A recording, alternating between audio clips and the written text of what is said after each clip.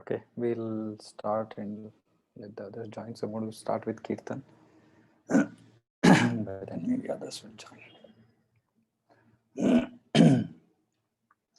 जय राधा माधव कुंज बिहारी गोपीजन वल्लभ गिरिवरधारी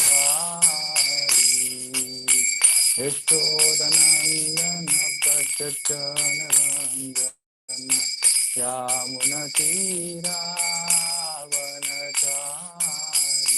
जयो राधा माधव कुंज बिहारी गोपीजन वल्लभ गिरिवरधारी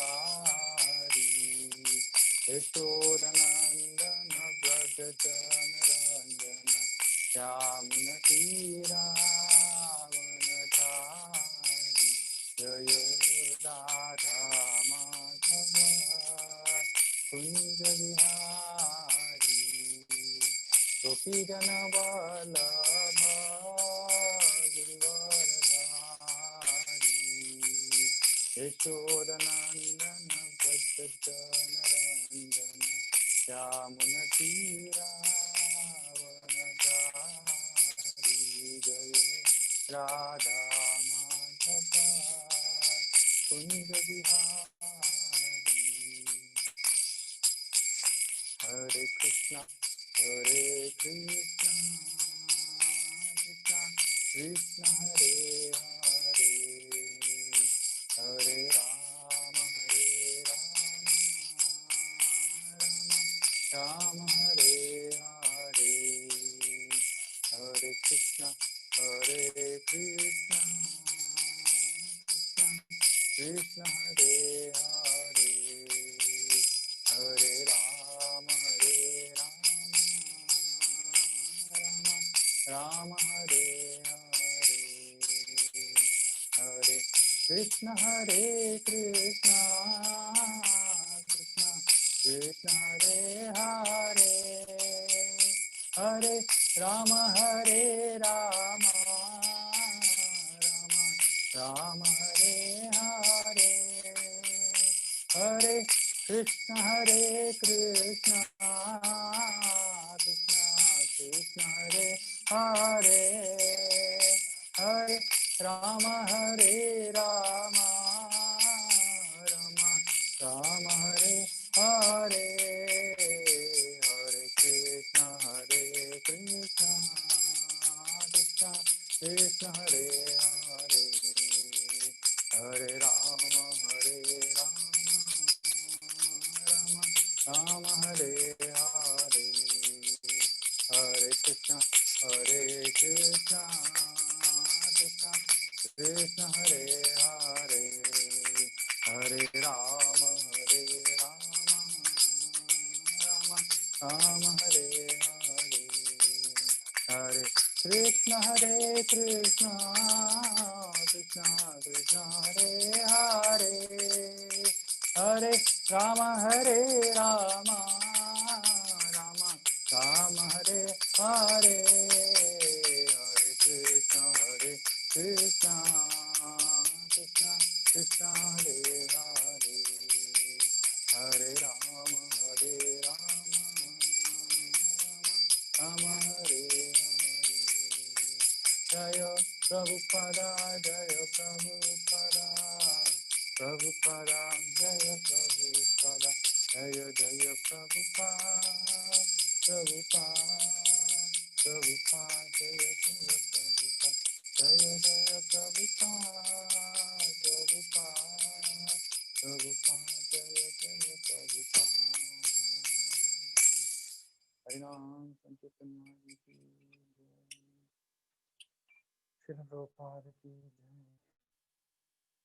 ओम नमो भगवते वासुदेवाय ओम नमो भगवते वासुदेवाय ओम नमो भगवते वासुदेवाय ओम ज्ञानतिमिरान्धस्य ज्ञानाञ्जनशलाकया चक्षुरुन्मिलितं येन तस्मै श्रीगुरवे नमः Shri Chaitanya Manobhishtam Saptam Yena Bhutale Swayam Rupakadamani Dharati Swaptantiram Vandayam Shri Guru Shri Utapadakumalam Shri Guru Vaishnavancha Shri Rupam Sagrajatam Sahagana Raghunathanvitam Samsativam Sadvaitam Savadutam Parijana Saitam Krishna Chaitanya Devam Shri Radha Krishna Padam Sahagana Ravita Shri Vishakanvitamcha Hey Krishna Karuna Sindhu Dina Bandhu Jagatpate Gopesha Gopika Kanta Radha Kanta Namostate Tapta Kanchana Gaurangi Radhe Vrindavaneshwari Vrishabhanusute Devi Pranamami Hari Priya Vancha Kalpatarubhyascha Kripa Sindhubhyo Cha Patitanam Pavanebhyo Vaishnavebhyo Namo Namah Jai Shri Krishna Chaitanya Prabhu Nityananda Shri Advaita Gadadhara Shivasadi Gaura Bhakta Vrinda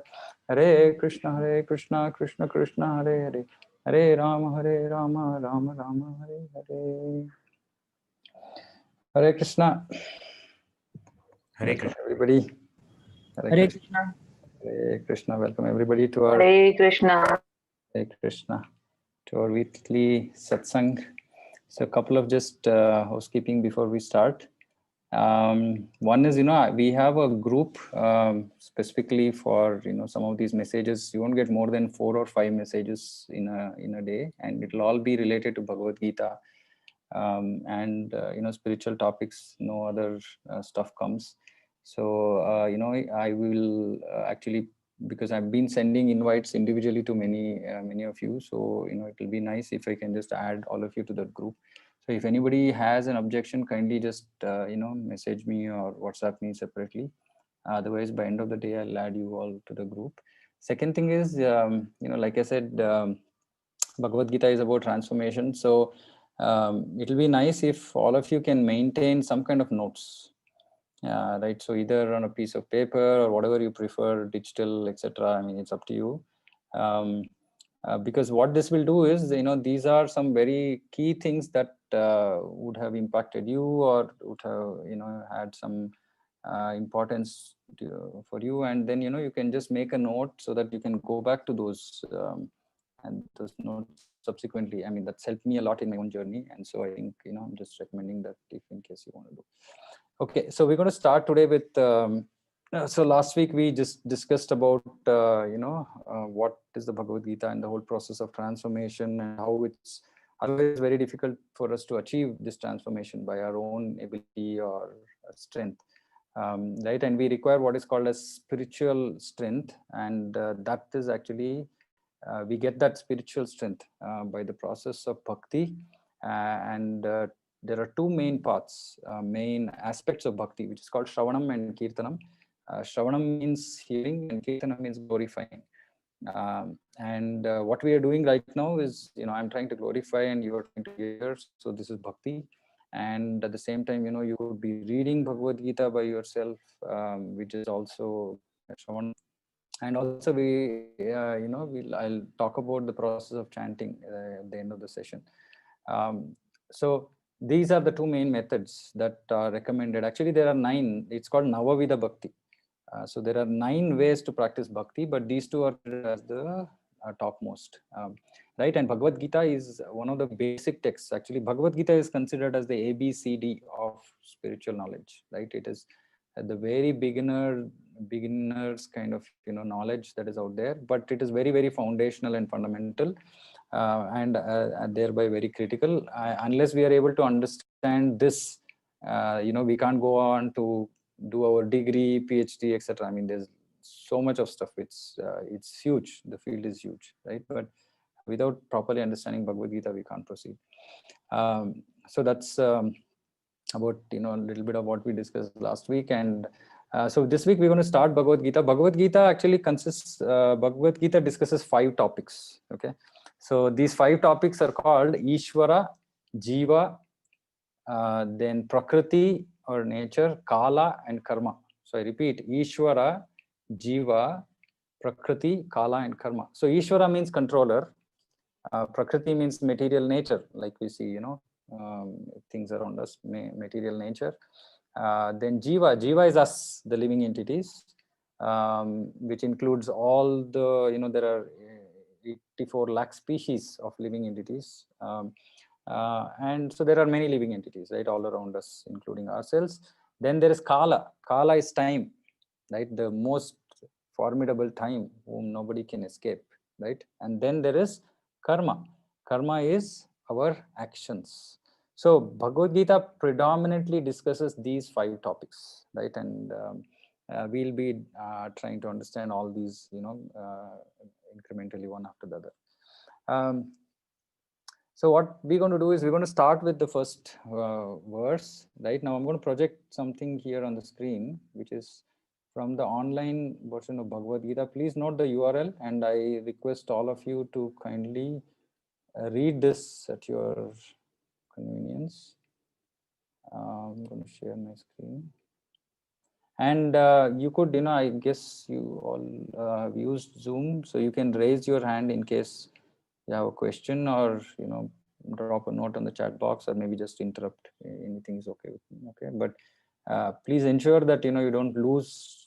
I mean, of course, today we might not be. I mean, it's just the first few verses, so it won't be very heavy. But in any case, right? If you have a question, please interrupt. Huh? So I'm going to start. Okay, so I guess you can all see the screen. So I'm going to chant the verse and then explain its meaning. Ideally, we would all want others also to chant, but online doesn't provide for that. It becomes too much of noise in some sense. So we'll avoid that. So I'm going to start chanting. Pratamodhyayah Dhritarashtra Dharmakshetre Kurukshetre Samaveta Mamaka Pandavas Chaiva Kimakurvata Sanjaya. Translation. Dhritarashtra said, "O Sanjaya, after my sons and the sons of Pandu assembled in the place of pilgrimage at Kurukshetra, desiring to fight, what did they do?" So here, so this is just the beginning scene. So what is happening here is, before the battle of Kurukshetra began, so you must all have some background on the battle of Kurukshetra. So this is basically Kauravas or Duryodhana and brothers trying to usurp or take away the or they didn't want to return the kingdom back to the Pandavas, while Yudhishthir Maharaj was actually the rightful heir. And so obviously then before the battle, there was a lot of attempts which were made to actually stop the battle, right? In fact, Krishna's uncle Akrura, he came as ambassador. Then Krishna himself came, trying to try and stop the battle, because it was unnecessary. The whole one of the actually this was the first World War, right? In that sense, huge. Right, so many people died in 18 days. About more than millions of people died. So Krishna did not want the war. Initially, he said, if this can be avoided, best, and let us reach a conclusion. But Dhritarashtra was actually Dhritarashtra knew that Krishna is none other than the Supreme Lord, and he himself is coming and asking Dhritarashtra, saying, why don't you stop the war? But Dhritarashtra then tells, saying that Krishna, actually he tells Akrura, when Akrura comes, he tells, I know that Krishna is the Supreme Lord, but my attachment to my children is so much that I can't stop this fight, because my son Duryodhana and all the other children, they want the battle, and so I can't stop the fight, even though I know Krishna is the Supreme Lord. Actually, see, this is the first lesson we learn, right? In this material world, people are not so much worried about good and bad, right or wrong, right? Even if it comes directly from the Supreme Lord. In this case, Dhritarashtra's case, directly the Supreme Lord, through his messenger, had asked him to stop, not to go ahead with the war, but he was not interested. He said, my attachment to my children is very deep. So this is the first lesson for us, actually. In this material world, actually, we are too attached to things that we want, without necessarily thinking about whether they're right or wrong. So this is the first very important point to note. So we are just driven by what I call convenience factor. So all our decisions of what we choose to do or what we choose not to do totally depends on whether we like it or not. And there is very little, if not no consideration of whether it is right or wrong, right? So the sense of right or wrong is almost non-existent in today's world. It's all about my convenience, my desire, my wish, right? And Dhritarashtra showed, I mean, even before Kali Yuga started. So he said, yeah, that's how this whole existence is, because all of us here are for looking for happiness. We're all looking for happiness in our own way. And our way, it's mostly my way or highway, right? And unfortunately, that's the route the world has taken, and this results in lots of conflict. So we'll discuss this more as we continue our discussion. But please note, Dhritarashtra declined to follow the orders of the Supreme Lord because he was too attached to his children. So materially being too attached to things results in distress, like it happened for Dhritarashtra, and we will hear more about this as we progress further.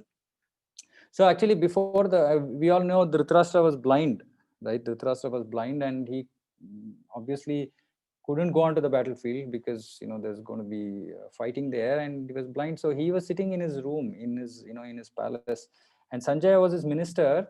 And in fact, Vyasadeva, who's Dhritarashtra's brother, he comes and says, he's a great mystic and he has the power to give Dhritarashtra vision. So he asks Dhritarashtra, can I give you vision so that you can actually see the battle?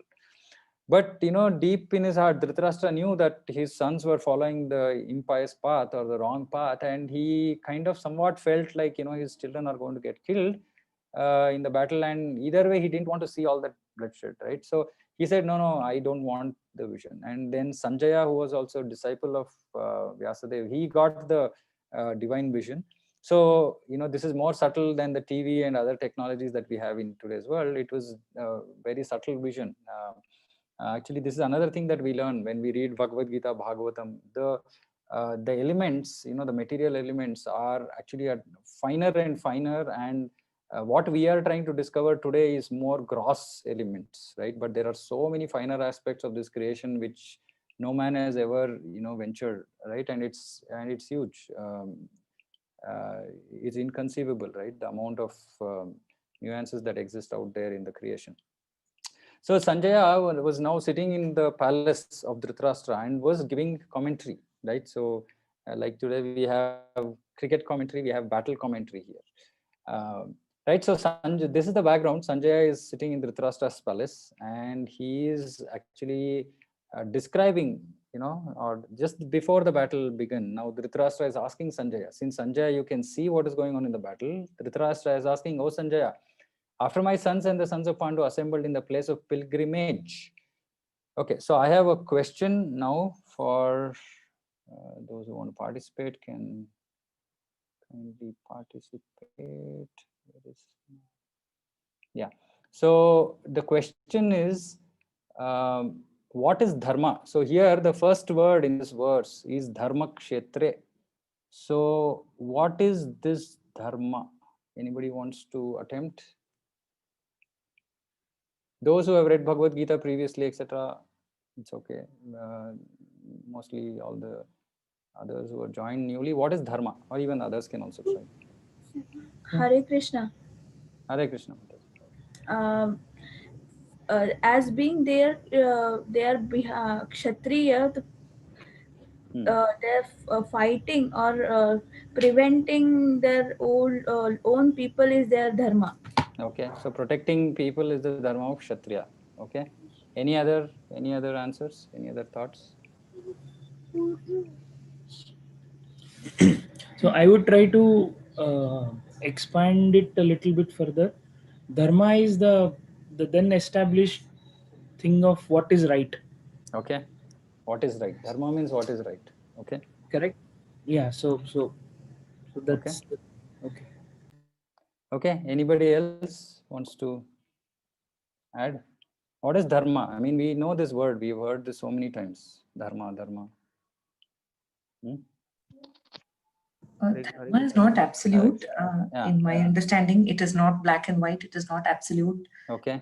In one situation, something that we consider as dharma may turn out as adharma in some other situation. So basically, it is a very circumstance-driven thing, I would say. Okay, it is. It depends. Yeah, it depends on. Yeah, there is nothing called absolute, right? There is nothing called absolute. Okay. Okay. Gaurav Prabhu. Hare Krishna. From what I have read in few places, so Dharma Prabhupada says is like your basic constitutional duty or a Okay. proper something which you have to exhibit. Okay. Something which one has to exhibit. Okay. Any other contributions? Okay. Dharma is actually what an individual is supposed to do ideally. What an individual is supposed to do ideally. Okay. Okay. Okay. So actually in Shastra there's a verse which says Ahara Nidra Bhayamaitunam cha Samanyam etat Pashubi Naranam Dharmo hi tesham adhiko vishesho dharmena hina Pashubi samana. So what the Shastra is saying is that between animals and humans there are 4 things that are there in common, which is animals also eat, we also eat, animals also sleep, we also sleep, animals also produce children, we also produce children, and animals also defend themselves and we also defend ourselves. So this is whatever normally a human being does, right? Of course now we do it in style, right? Sophisticated. Instead of the dog eating on the ground, right, on the road somewhere, we are sitting inside our house eating maybe in a steel plate, in a porcelain dish, or we go to a 5-star hotel, but it's basically eating, right? And the same thing, eating, sleeping, mating, and defending. Now these are the 4 things that animals also do, we also do. Shastra is saying at a very basic level, it is saying if one is just limited to these 4 activities, then he is dharma hina, he is not doing dharma. Okay, without dharma he is pashubi samana, he is equivalent to an animal. Okay, now whatever definitions all of you gave, right, if it is connected to eating, sleeping, mating, defending, right, wrong of eating, sleeping, mating, and defending, then it is not necessarily considered as dharma. These are what you can do, circumstantial, like generally you were saying, circumstantial right and wrong. But if all of it is just related to eating, sleeping, mating, defending, it is not dharma. It is very important to note, right? Because actually we don't know what dharma actually is. So there are 2 levels of dharma, and again this will also be discussed in greater detail as we proceed. So what is the dharma of sugar? The dharma of sugar is to be sweet, which means that there is nothing else that the sugar can be. The sugar cannot suddenly one day get up and say, oh, I'm bored of being sweet, let me become kata or salty or something else, right? No, sugar means sweet. The word sugar by definition eternally means sweet. It cannot change. Similarly, as human beings, we have something called as eternal duty, which is that something that we have to do irrespective of whether we are in today in this body, in this family, etc. Some might say, okay, there is Hindu dharma, there is Muslim dharma, there is Christian dharma. No, there is no religion is not the guidance for this dharma. This is actually beyond all this religion. This is what is called as what is eternal duty of a human being, irrespective of where he's born, what color, creed, religion, gender, etc., language, no considerations. That dharma is the same irrespective of where this human being is born. Okay, this is real equality. We are talking about equality of right. This is the real equality of human existence, right? That this dharma is there to be exercised by everybody. Nobody can be deprived.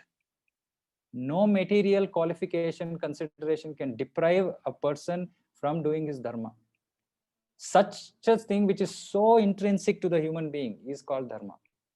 Now we will discuss this in more detail. There is Sanatana dharma, and then there is Varnashrama dharma. So Varnashrama dharma is something which is something that we need to follow for proper upkeep of a society. Like for example, somebody was talking about Kshatriya dharma being dharma to protect citizens, etc. Right? So this is called Varnashrama dharma.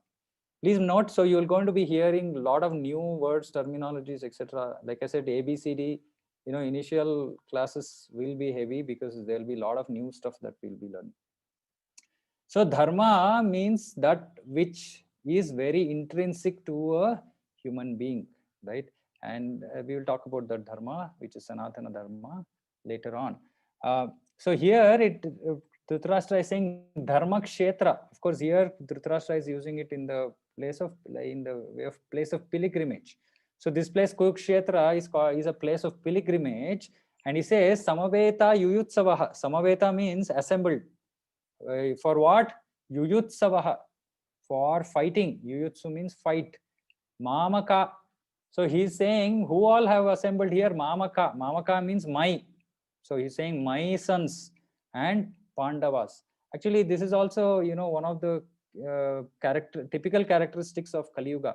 When Pandu, who's the father of Pandavas, when he died, actually the children and Kunti, who there were two queens, Kunti and Madri, and Kunti remained, Madri, sacrificed her life. Kunti and along with all the 5 sons who are called Pandavas, they came to under the protection of Dhritarashtra, because he was the elder brother. Now, Dhritarashtra technically now was the father of all Pandavas and Kauravas, meaning Pandu's sons and his own sons, right? Because he was now caretaker, right? But actually Dhritarashtra never thought about it that way. He always had a distinction, separation between the Pandavas and Kauravas. So here actually he's saying Mamakaha, because he is more attached to his own sons. He is separating out the Pandavas from the Kuru dynasty, right? And he's saying my sons and the sons of Pandu, right? Kim akurvata Sanjaya. Now Kim akurvata means what did they do? So simple thing, right? If there's a plate of food, prasadam, and I keep that plate in front of somebody, and then if I ask saying that what did that person do?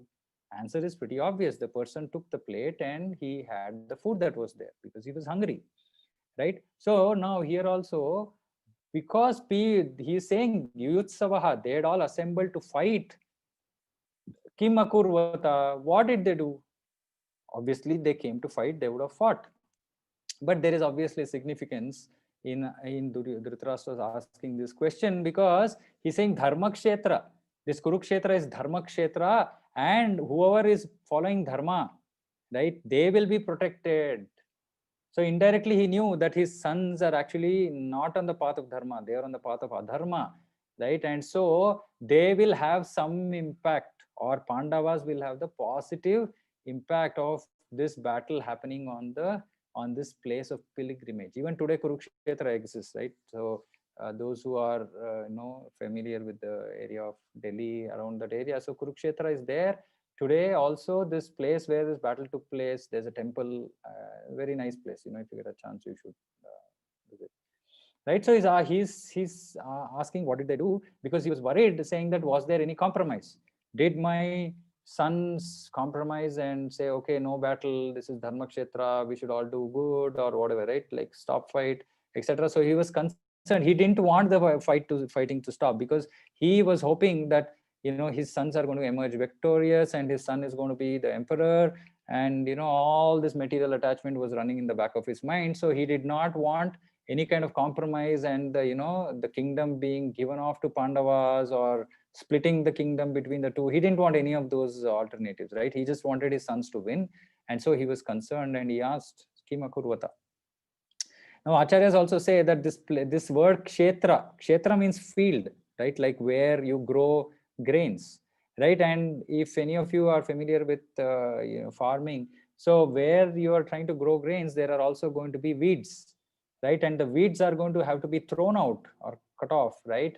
Otherwise they're going to eat up the grains. So here in this field of dharma, the weeds who are the Kauravas will be vanquished or removed, right? So that is what is the indication from this first particular verse, right? So I will move on to the next verse. Sanjay uvacha drishtva tu pandavanikam vyudam duryodhanastada acharyam upasangamya raja vachanam abravit. So drishtva tu pandavanikam. So here Duryodhana is seeing so many, the Pandavas, soldiers, all arranged in some kind of vyuha, right? Like it's a military phalanx, it's a kind of formation, right? And he's seeing so many soldiers on the other side, right? And he suddenly becomes worried. So he goes to Acharyam. Acharya means actually Dronacharya was the commander in chief then, and he was his actually military teacher. Right, Acharyam Upasangamya, he went near him. Upasangamya means going near him. Raja Duryodhana Vachanam Abravit, he said as follows. So actually there's a little bit of a history to this, because the Pandavas were there in exile, and then they were also in incognito for a year. Kaurava, Duryodhana did not expect Pandavas to have too much of support for this, on the Pandava side for this battle. He thought okay, Pandavas will be like few people, and then we can just knock them off and then win the kingdom. But now actually when they are now on the battlefield and he looks at the Pandavas, so many of them assembled there, and suddenly there is fear. Okay, so he becomes fearful because he's now suddenly wondering, saying that where did these people accumulate so many soldiers? And obviously it looks like Duryodhana was not prepared for this. The Kauravas were not prepared to deal with such a big Pandava army, and so he goes to his Dronacharya, who's the commander-in-chief, and he starts talking to him. Right now, obviously here the word Raja is used because actually though he was the one who was in control, he's due to the fear. Right now he had to kind of run to his commander-in-chief, because before the battle they had decided so many strategy, this, that, and all that. Now suddenly the whole situation is different, and so he's worried. Okay, should we change our strategy? What should we do, etc. So he goes to his guru and commander-in-chief Dronacharya. Verse 3. Pashyaitam Panduputranam Acharya Mahatim Chamum Vyudham Drupada Putrena Tava Shishyena Dhimata. Pashyaitam Panduputranam. So he's seeing all the Panduputra, all the sons of Pandu, Acharya Mahatim Chamum. So great military force they have accumulated and arranged.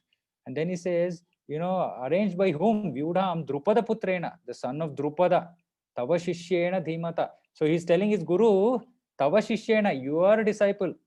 Now, so there are many important things to learn from this particular verse, right? So again, those who are interested in making notes, please do. Lot of basic ABCDs will come out of this verse again. Right, so here actually what Duryodhana is trying to do is, Duryodhana is trying to point out the mistake. According to him, Dronacharya did a mistake in the past. So there is again a history to this. By the way, so one very important thing, we are not discussing any mythology. Okay, we are discussing history. This is called Itihasa. Mythology means something construed, imagined. These are not imagined. These were things that have happened in the past, and it has been documented for us to actually read and understand and internalize into our own way of thinking in life, right? And that's an important differentiation, because generally Indians talk about all this as mythology, right? Which is so sad, because all of these things actually happened in India, and there are, even for those who want scientific proof, there is proof. Right, but we should try and put that little effort to understand and try and gather those instead of calling it mythology. Mythology is all, like you say, Greek mythology, right? I mean, something imaginary, maybe it didn't exist, I don't know, but definitely not this. Okay, so here there is a history to this. So Dronacharya and Drupada, so they were actually, two of them were schoolmates when they were in the same Gurukul, going to the same school, going to the same teacher. To learn, previously there used to be Gurukul, everybody used to go to the Gurukul. So these two were very close friends, and of course Drupada had come from a Kshatriya, from a king back, his family was kings, and then Drona had come from a family of Brahmanas, but they developed a very close relationship. And so in that friendly mood, once Drupada told Drona, saying that when I become big and I become a king, I will give you 50% of my kingdom. Good, I mean, as friends, fine. Then they parted ways, they finished their education. Drupada went on to become the king, and Dronacharya went on to become a Brahmana, and he learned so many various sciences, and that's what happened. Now sometime later, Dronacharya was very poor. He was not able to get much money, and it so happened that his son, he was not able to give milk to his son. So once what happens, his son goes to some neighbor's house, and neighbor mixes some kind of a, white flour in water and gives him, and his son drinks it and thinks that it is milk, and he's very happy. He comes running to his parents and says, oh, today I drank milk. Obviously, then Dronacharya finds out, saying that it's not actually milk, and he feels very bad that, as a father, he's not able to provide for, even milk for his son. And then he thinks, suddenly that thought comes into my mind, oh, Drupada, king, he had told me that he's going to give half of the kingdom. So let me go and ask him. I will ask him for just one cow, right? So I'm going to keep that cow, maintain that cow, feed milk to my son, etc., and, take care of my living.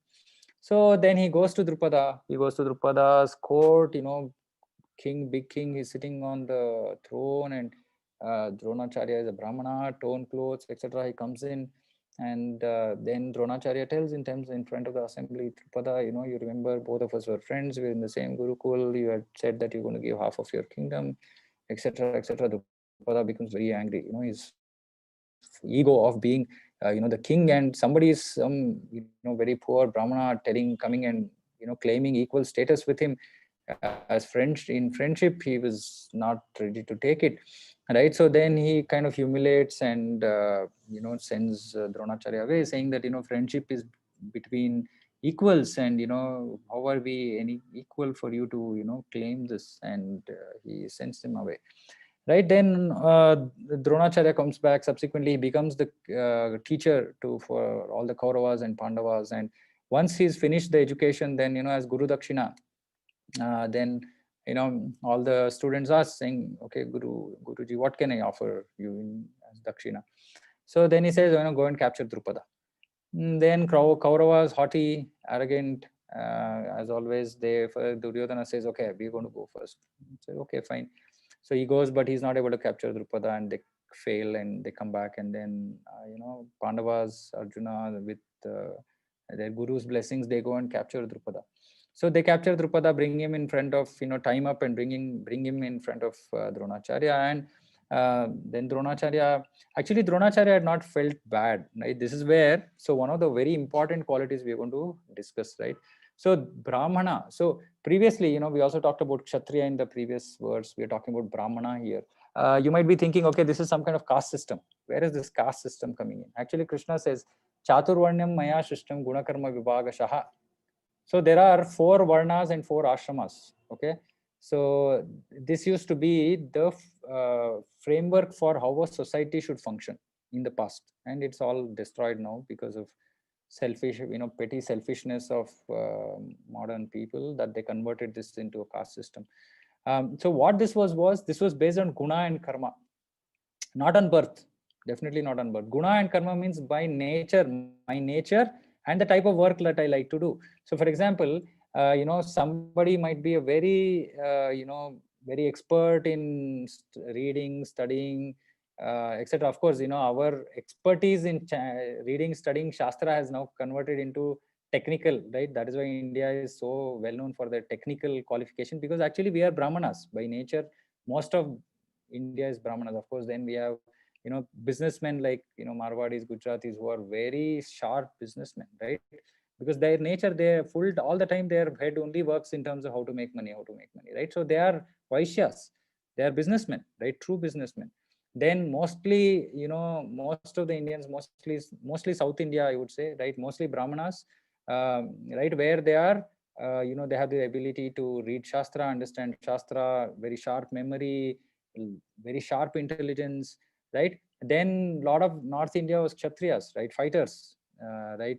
Which is why today also we see a lot of difference in culture between North India and South India, right? That's because nature of people and how it used to be before, right? Then there was the 4th class. So there is Brahmana, who's supposed to know Brahman. Brahmana means Brahman janati iti Brahmana. One who understands, knows this whole creation, who is the Brahman, who is the Supreme Lord, all this knowledge of Bhagavad Gita, etc. He understands who I am, what am I supposed to do, all that knowledge he knows. So he's Brahman janati iti Brahmana, right? And he is one type of person. Then there is Kshatriya, who's a fighter, administrator, etc., It requires a different nature again, right?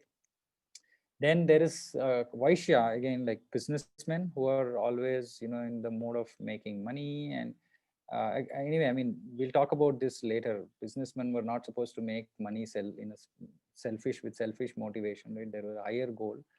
Then there is Shudra. Shudra is one who doesn't have the very specific qualification of a Brahmana, a special qualification of a Kshatriya, or a special qualification of a Vaishya. He used to just help the Brahmana, Kshatriya, and Vaishya in whatever duties they used to do, right? So this is Guna and Karma. So Brahmana was somebody who was very forgiving. His nature is to forgive, right? So in this, when Drupada had insulted Dronacharya did not feel bad, because of false ego. He just felt bad that Drupada was going back on his promise, and as a king, Kshatriya, he is not supposed to go back on his promise. Actually, it is dharma. He is breaking dharma by doing that. So he was very worried that because of that, Drupada would have to face consequences. So he wanted Drupada to just carry out his promise. So what he did now, forcibly he took the kingdom, and of course then he gave it back also to. He gave half of it back to Drupada, I think, right? So, so by this, what he was showing that you didn't keep up your promise, but I just helped you do that, right? Now the other thing is why specifically Duryodhana is pointing out finger at Dronacharya here, because Drupada was caught by Dronacharya and humiliated. Drupada decided, saying that I'm going to do some. I want to get a son who's going to kill Dronacharya. Of course, Dronacharya was such a formidable fighter, Kshatriya, he was more than a Kshatriya in terms of his skill, that Drupada knew that he will not be able to defeat or kill Dronacharya. So he did a yagna, a sacrifice in which he got a son. That son was Drupada, and also his daughter was Draupadi, right? His son was Drishtadyumna. Right, so this Drishtadyumna was actually meant to kill Dronacharya. He was meant to kill Dronacharya. So Dronacharya knew this, and Drupada knew that if I have to kill Dronacharya, nobody else but Dronacharya can teach the way of killing him, right? Because he was so formidable. So he sends his son to Dronacharya to know how to kill Dronacharya. And Dronacharya very perfectly knew this, saying that Drupada is sending his son for this purpose only. But he was a Brahmana. His duty was to give knowledge. So he said, I am not going to worry about what the future is going to be, right? Whether this is going to result in somebody killing me or not. I'm going to do my duty, right? And he goes ahead and actually teaches the warfare, the skill of art of war to Drupada. And here Duryodhana is saying, see Dronacharya, because you did that mistake, you shouldn't have taught him the military warfare, right? Now he himself is standing against you on the Pandava side, and he's set up this army in such a formidable way that we might not be able to break through, right? And actually this is one of the qualities of Brahmana. Actually, there's one example given. Normally, you see when you go to Ganga or Kaveri, you take the water from the river and pour it back, right? That is the way of actually just worshipping Mother Ganga or Mother Kaveri. So once there's one Brahmana who's standing in water, and he's taking water and pouring it back, etc. And suddenly there's one scorpion. He takes water, then there's one scorpion he sees on his on his palm, and suddenly the scorpion bites, and it stings, and then he is just because of the pain, he throws the scorpion back into the water. Now again that scorpion is drowning, and he continues his process that he was doing. Again takes water, again the scorpion comes, again it stings, and this goes on 2-3 times. Then there's one onlooker who's looking at this Brahmana and saying, what are you doing? You are lifting the scorpion is biting, stinging you, then you are letting it go, again you are picking it up. Why are you doing this? So then this Brahmana says, see, the scorpion is doing its dharma. The dharma of scorpion is to sting. It is doing its dharma, and my dharma is to protect that living entity, right, which doesn't have any other support, right? So I am saving it by lifting it from the water. So like this, and also of course other examples are giving. Kshatriya, like we will read about this when we come to Bhagavatam. Dhruva Maharaj, you might have heard of Dhruva, how he did such a great penance at a very young age and he succeeds to seeing the Lord in 6 months, right? And he's a Kshatriya. He becomes offended by the words of his stepmother, right? Because Kshatriya means fighting spirit, right? So like this, each of us have our own nature. It is very important for us to know our nature, right? And especially those who are HR, and you'll be very interested in this. This is the main reason for what is called a job dissatisfaction. What is job dissatisfaction? Job dissatisfaction basically means that my nature is something, I'm doing something else, right? Like suppose say if somebody puts me into a sales job, first day I will resign, right? Because I'm not a salesman, right? So, but same thing, you put a salesman to do, you know, coding, for example, right? Yeah, some our parents have said, go and learn computer technology. We went, got our engineering degree, then we come, you know, which is why in like I did it myself, right? After doing engineering for 7-8 years, then I said, you know, this is not my cup of tea. Let me do management, right? So like this, actually, we are not taught to recognize our own nature. Previously, the system, social system, was such that people were able to understand their nature and take up occupations accordingly. Today, we study for 15-20 years. Then after a few years, then we realize, oh, this is not what I wanted to do at all. I've already wasted 20-25 years of my life, right? So this is called this job dissatisfaction, or generally any kind of dissatisfaction is because we don't know what our nature is, and we are trying to do things that are against our nature, and we don't understand, we don't know the reason. So for example, you know, many South Indians who started business, generally, I mean, I'm saying, I'm generalizing, I'm sure there are exceptions like Narayan Murthy, etc., right? But generally, the, you know, people who are from the South who have started some kind of business, they have failed, because it's not their nature to do business. They're more Brahmanas, right? You know, thinking, intelligence, do, you know, coding type, right? So there are different natures, right? And as we go to different parts of the country, different parts of the world, you know, even in here, for example, right, amongst all of us here, each of us will have our own nature, and it's very important to actually know our nature. So just make a note of this point. We'll discuss this nature point later, all right? But here, so basically, this is the significance, right? So very important point here to make is Duryodhana is trying to point finger, defect. He's trying to poke his finger at Dronacharya, who is his own teacher, right? See, actually, previously there used to be a lot of respect for guru, for teacher, right?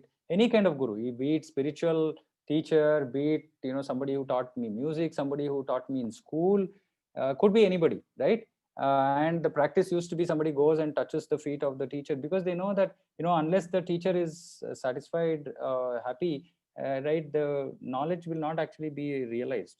You know, but today what has happened, actually, you know, children, they, you know, put whatever rocket at teachers. I mean, the whole culture is actually, they don't understand, right? And of course, a lot of it is also what is taught at home, and children are not taught some of these things nowadays.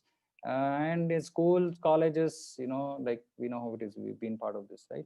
So it's very important that some of these basic values, right, like respecting a guru is very, very important, right? And which is why Shastra says that you should always question, but with you know, submissive nature, not challenging. Even now, you know, when we are the way we're going to read Bhagavad Gita also, any doubts you have, you are more than happy to, you know, you will be more than happy to try and answer that question. But if we take a very challenging route, that means that we are questioning Bhagavad Gita, right? We can try and understand, inquire, clarify, all that can be done, right? But if we become very, you know, if we think we know it already, then we're not going to learn anything from the science, right? So similarly, if you think that I know more than my guru, then what am I going to learn from that kind of a guru, right? So that whole exercise will become futile, right? So this is very important. These kind of values existed previously, and today what we are seeing around us is a complete breakdown of all these values, right? One by one, we will realize this as we start reading Bhagavad Gita. So many values which used to be intrinsic to the society before, we see that it just doesn't exist.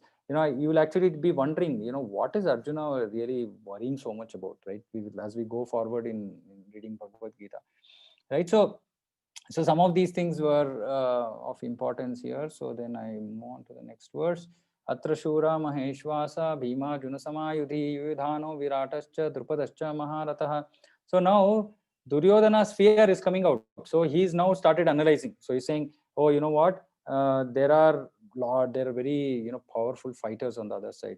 And he's comparing the various fighters with Bhima and Arjuna, because he knew only the power of Bhima and Arjuna. He didn't know all those other fighters so well. He's saying, you know, but they are equal in in fighting to Bhima and Arjuna, and their names are Yuyudhana, Virata, Drupada, etc. Right? So now he's going into some kind of analysis of the strength, military strength of the opposite party. Drishtaketusche Kitana, Kashi Rajascha Viryavan, Purujit Kunti Bhojascha, Shaibhyascha Narapungavaha. and he's naming other powerful fighters, just Drishtaketu, Chekitana, Kashi Raja, Purujit, Kunti Bhoja, Shaibya, etc. Yudhamanyuscha Vikranta, Uttamaujaschа Viryavan, Saubhadro Dropadeyascha, Sarva Eva Maharatha. There are the mighty Yudhamanyu, powerful Uttamauja, son of Subhadra, Hare sons of Krishna. Draupadi. Yeah. Sorry to interrupt you. No In the problem. previous verse, can you just help me understand who was Yuyudhan in Mahabharata? Do you not read that reference actually anywhere? Where is it? In this verse only, right? The previous one. Fourth one. Fourth Oh, one. this. What is okay? I don't Yudhana. No, I can't recollect. No, he's asking who specifically. Let me make a note. I'll try and find out. Okay, sure. Thank you.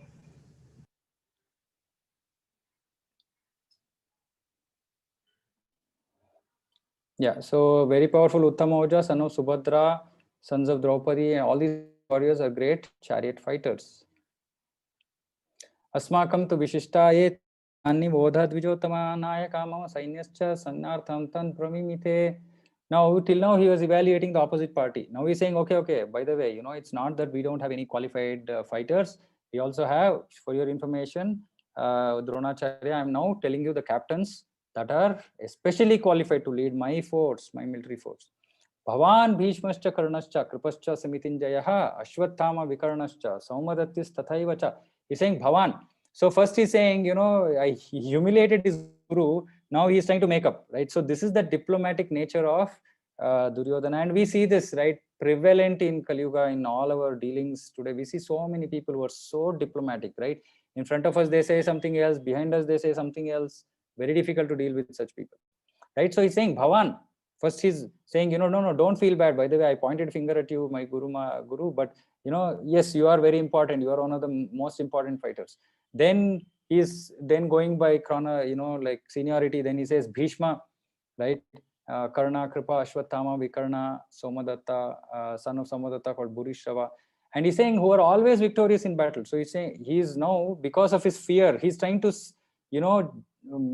kind of convince himself that his side is also strong enough. So he's saying, I have all these people and they're always victorious in battle. That means they don't lose at all. So which means what is the question of them losing in this battle, right? So he's just trying to convince himself, saying that he has very powerful fighters. Anye chabaha ashura madarte tyakta jivitaha nana shastra praharanaha sarve yuddha visharadaha. He's saying there are many other heroes also. This is just, I'm giving you a sample. By the way, here there is a prediction of what is the future result of the battle. He's saying they are prepared to lay down their lives for my sake. So he is not thinking about them being alive and coming out emerging victorious. He's saying they are ready to lay down their lives, right? So implicitly that what is the outcome of the battle is come out from Duryodhana's words itself. And he's saying all of them are very well equipped with weapons, etc., but they are going to die for my sake. Right, so that was what is going to happen. Aparyaptam tadasmakam balam bhishma virakshitam paryaptam toidam etesham balam bhima virakshitam. He's saying our strength is immeasurable. Aparyaptam, right? Immeasurable strength. Why? Because it is being protected by balam bhishma virakshitam. By Bhishma, grandfather Bhishma is a great fighter. He is actually protecting us. So our strength is immeasurable, whereas the strength of Pandavas protected by Bhima is limited. Now see, first he ridiculed his guru Drona. Then he says in the list of fighters, he first named Drona first, saying that you are the first amongst all the great fighters I have. Then he's thinking, oh no, but Bhishma is really the great fighter, right? If he feels bad, then I'm going to be in soup, because he knew that as long as Bhishma is there, he's not going to lose the battle. So suddenly now he changed. He says, our strength is immeasurable. Why? Because Bhishma is protecting us. See, again, you can note, right, in all these dealings of, if you read Mahabharata specifically, all this nature of so much of, diplomacy and, mincing words, adjusting situations to suit your own requirement, etc. These are all lower grade of, behavior, right? Actually, it is expected that we be transparent. Right, and this is the nature. Being transparent is the nature of, is called Sattva Guna, right? It is one of the 3 modes of nature, which we'll discuss this later, right? We have to be very straightforward, say the truth as it is, right? But again, we'll talk about this. Obviously, you'll have lots of questions. How is it practical? Will people not misuse my goodness, etc., etc.? We'll talk about all that, right? He's saying carefully protected by Bhima, but Bhima's power is very limited. See, Duryodhana knew that if at all he is going to be killed in the battle, it is going to be by Bhima, right? But he also wants to belittle, he wants to put down Bhima's position. Says, no, he's not he's foolish. He doesn't have too much of brain. He can't manage. He just has a lot of power. That's all. He doesn't have brains to manage such a complex battle. And he's saying, no, we are in a very much better position. So while initially I felt afraid, but I think if after doing careful analysis, doesn't look like we're in a bad state. Ayaneshu च सर्वेषु यथा भागम अवस्थिताः भीष्मम् एव विरक्षन्तु भवन्तः सर्व एव हि. Now then he's saying again, his diplomacy continues. No, there are so many other great fighters. He's not like glorified them. He's not talked high about them. Now he's saying, oh, by the way, yes, Bhishma is important, but all of you are also important. Please be present in your various strategic points of entrance into the army, so that you don't let the enemies to break into our phalanx, into our army, right? And he's saying, yeah, Bhishma is powerful, but he's become old. So again, fear. So this is one very important thing. When we experience fear, our logic goes out of the door, right? We cannot think clearly, right? So this is very, very important. That's why we keep keep cool, right? What does keep cool means? Basically, if we get entangled in our emotions, extreme emotions, be it fear, anger, etc., what happens is our ability to think goes off. And we discussed this in the second chapter. Towards the end of the second chapter, there's a beautiful sequence of how it works, right? I mean, the human mind, functioning of the mind, broken up into very clear description of how the mind works. So he's saying, right, let all of you protect, because he's so much afraid, right, by what is happening, and his intelligence is blocked, and he's saying something, then he is refuting himself, then saying something else, and he's all over the place. Yudhana is okay. Prathamesh, Yudhana is Satyaki. Anyway, we can take that later. Understood. Thank you. Yeah. Tasya Sanjayanan Harsham Kuru Vruddha Pitamaha Simmanadam Vinadyochai Shankam Dadmo Prathapavan. Then Bhishma, the great valiant grandsire, he blew his conch shell very loudly, making a loud sound like a roar of a lion, giving Duryodhana joy. Now, the Bhishma was very experienced, so he knew, oh, my grandson Duryodhana is completely in the grip of fear, and he's like talking nonsense. Anyway, let me ignore whatever he's been talking, and let me make him feel a bit comforting. Let me comfort him a bit, right? And so he indicates the beginning of the battle by blowing his conch shell very loudly, and it says, making a loud sound like the roar of a lion. So he's saying, see, I am going to fight very like a lion, right? Very valorously. Don't worry, right? I'm here, and I'll fight to the best of my ability. So that kind of gave Duryodhana joy. Now, another point to note, previously, battles were never used to be fought like this. You're sitting in a room, suddenly you press one button, some missile goes somewhere, and and you are sitting in your commander-in-chief is sitting in his office, and all the soldiers are out there at the border losing their lives. This is not how battles were fought. Lead by example, we tell, right, in corporate world. So previously, Kshatriyas used to lead by example. They used to be in the forefront. Actually, in fact, behind them, all the other soldiers, etc., used to come behind them, because their responsibility was to actually fight, take on the enemy, up front, right? So this is another thing. And so when before the battle used to begin, there used to be blowing of the conch shell, right? Announcing, saying that, okay, now formally we are going to start fighting, right? One side blows, then the other side blows, then the battle starts, right? Now the other thing is conch shell. Those of you who are who know what are the various what Vishnu carries in his 4 arms, right? Shankha, Chakra, Gada, Padma, right? So actually in this Shankha is conch shell, Gada is his mace, then Padma is lotus, and Chakra is his Sudarshana Chakra. Now the Sudarshana Chakra and his mace are for those who are not pious.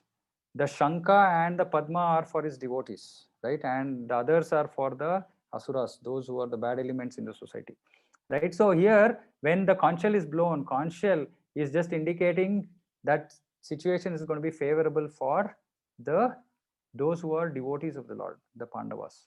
Right? So in some sense, indirectly, Bhishma is also telling Duryodhana, saying, you know, by the way, I'm going to fight, but very less hopes of victory for us. Maybe another verse, and I think 2-3 verses, just the blowing of the conch shells, and we'll stop. And just another 2-3 minutes.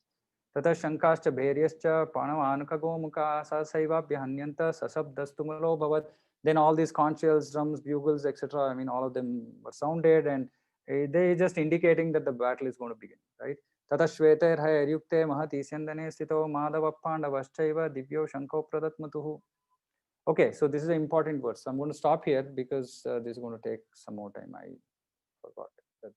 So this is a very important verse. There are some important things here. So I think we'll stop here. We're going to continue from verse 14 from next week. So if any of you have any questions, clarifications, didn't understand something, or want to share, make a point, please go ahead.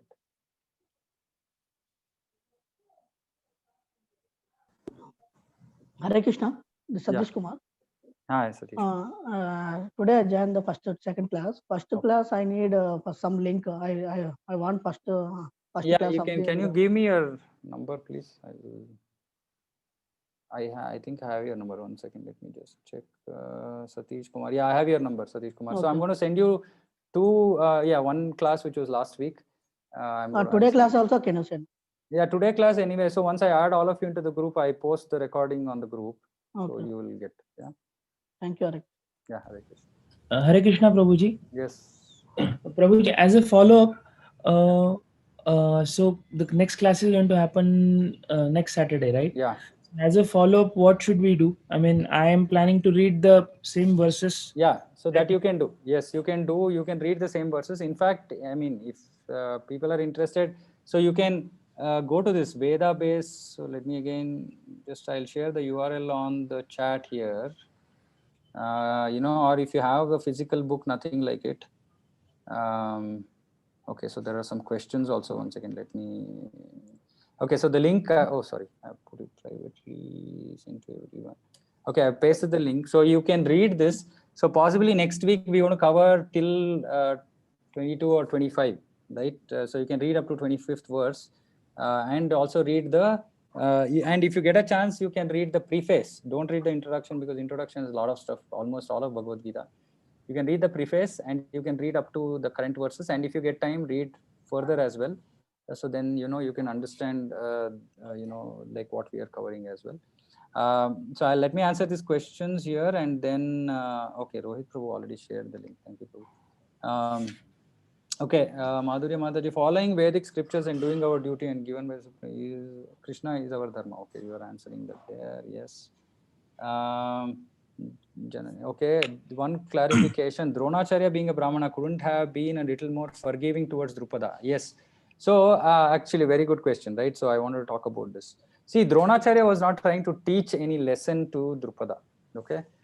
See, the Brahmanas are very forgiving, right? So he was worried that, okay, so this requires a little bit of understanding, right? So previously, doing good and bad was a big deal, right? Which means that you can't just be doing some bad thing, because people were, and we will see this as we go into the first chapter, right? Next few verses of why Arjuna is lamenting. Why is he saying, I don't want to fight, right?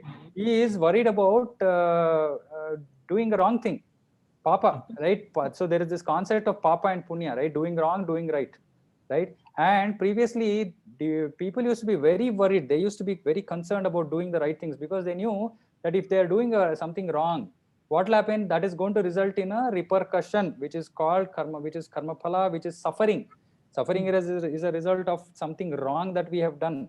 Now again, what is right, what is wrong is decided based on Vedic scriptures. We will talk about this as we go forward, right?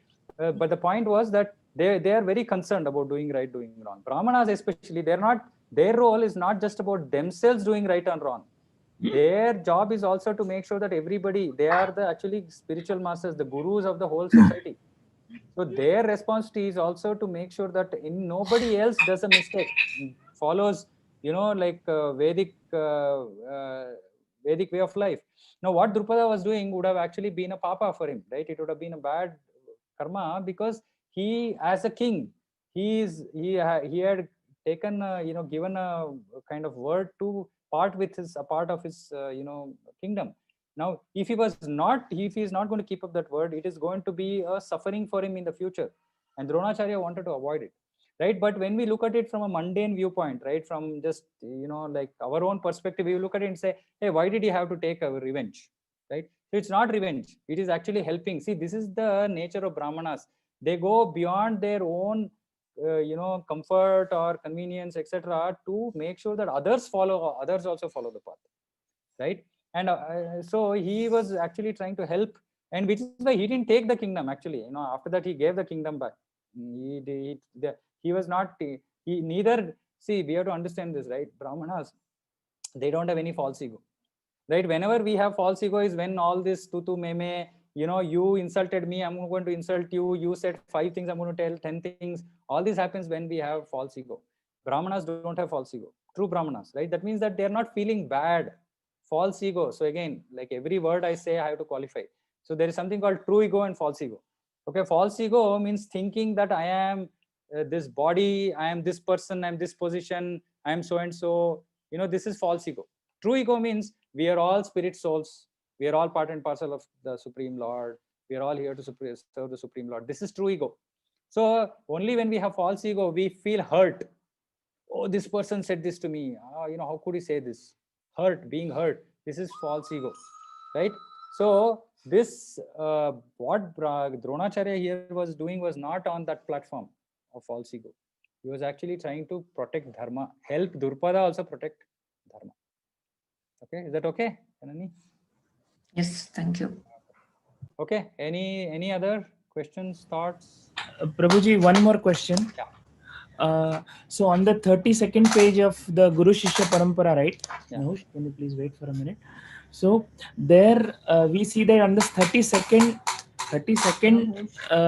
name is Prabhupada's name, right? Yeah. Okay. So the one piece that I need to understand from you is that how come this 5,000 years of Yeah, good question. right? So that has been covered in 32. Yeah. So actually, these are the, so just for everybody's benefit, I'm just projecting this. 1 second. Important question. Okay. So this is the last page of the introduction. So if you have a physical book, otherwise you go to BG/introduction here. So here, see, like, I said this last time, parampara. If you want to receive authentic spiritual knowledge, you have to accept it in 4 paramparas. There are 4 paramparas. All of them originate from Krishna. Krishna is the origin of all knowledge, right? So there is Brahma Sampradaya, Sri Sampradaya, Kumara Sampradaya, and Rudra Sampradaya. So Brahma Sampradaya means coming down from Brahma, as we are seeing here. Then Sri Sampradaya is coming from Lakshmi Devi. Then Rudra Sampradaya is coming from Lord Shiva. And Kumara Sampradaya is coming from 4 Kumaras, Sanat Kumara, you might have heard of them, right? So here, Krishna, this book, ISKCON, is coming in the Brahma Madhva Gaudiya Sampradaya. So there is Brahma and Madhvacharya, right? They are, and this is coming in that parampara. So now in this, obviously the question was, there are only 32, Srila Prabhupada's name, who is the founder, Acharya of ISKCON, is in the 32nd line. Does that mean that there are only 32 Acharyas? No. These were only the significant Acharyas' names which have been given, right? Technically, anybody who has come in this, who has become a guru and disciple, if we go on giving that, it is like, we won't have space enough to give all the names, right? So these were one of the few significant Acharyas who've given significant contribution to the world by bringing the knowledge of, the Shastra to people. So that is the whole point. And of course, from time, and each of them would have done something different, significant, in a different time and place. So obviously Srila Prabhupada has chosen some of these to put them on the list. Of course, our previous acharyas would have also put these names, and that's why it is there. But there are more than 32.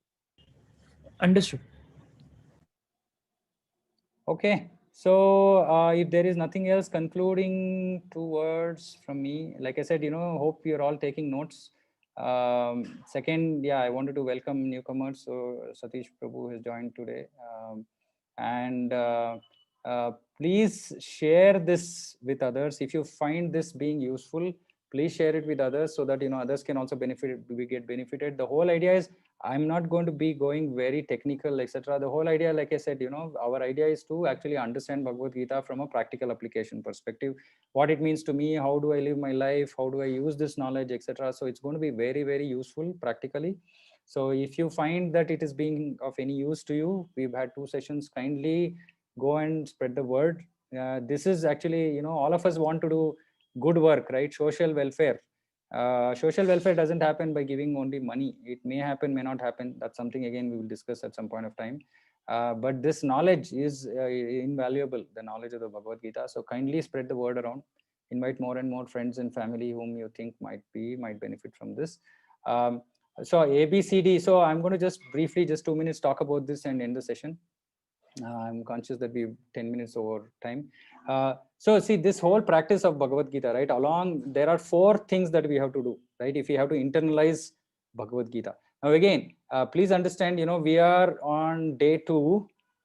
We might not be able to internalize, apply everything of what I say now right away, right? Now, those who can, well and good. Those who can't, please, it's like, when you first join a gym and somebody says, you need to lose 10 kgs, it's not going to happen overnight, right? You got to kind of work it out, and then over a period of time you lose the weight, right? So similarly, so this whole process of transformation happens in 4 steps. Okay, we simply call it ABCD, and I'm going to keep repeating this at the end of every session. A stands for association, right? So the kind of association, the kind of friends, the kind of people we interact with, we develop that kind of mindset, right? So if you're interacting with thieves and robbers, we become thieves.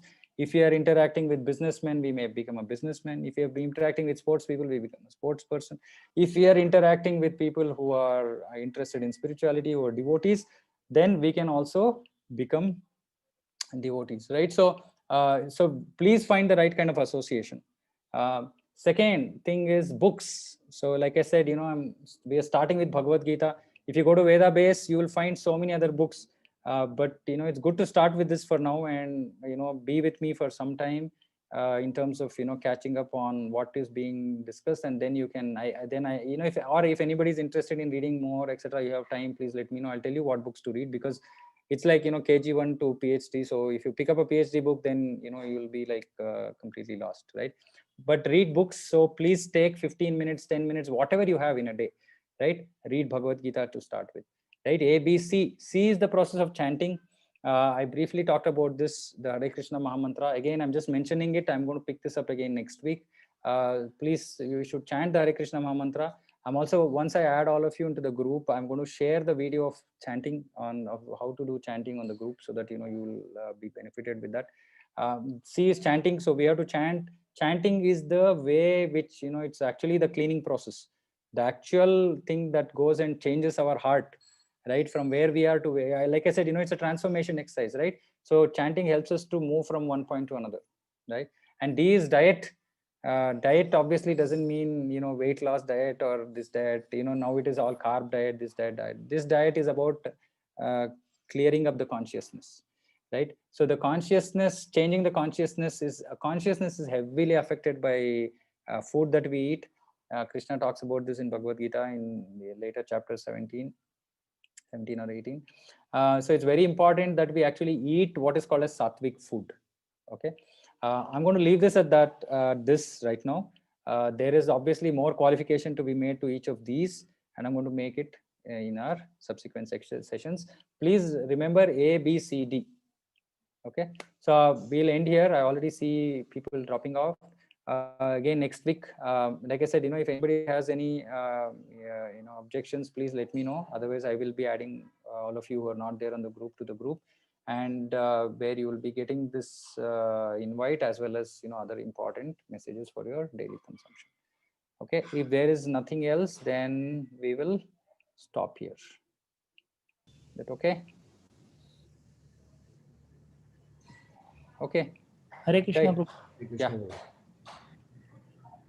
Okay. Thank you so Hare- much for Hare Krishna. joining. Yeah, thank you. Hare Krishna. And hope to see you all. Hare Krishna. And Hare Krishna. And also please invite other people like I requested. And let's, let more people get to hear. Right? Thank you, Prabhu. Thank Hare you so Krishna. much. Hare Krishna. Hare Krishna. Mukesh. Hare Krishna. Prabhu. Hare Krishna. Satish Prabhu. Krishna Prabhu. Hare Krishna. Malika Mataji. Hare Krishna, Prabhu. Hare Krishna. Raghav.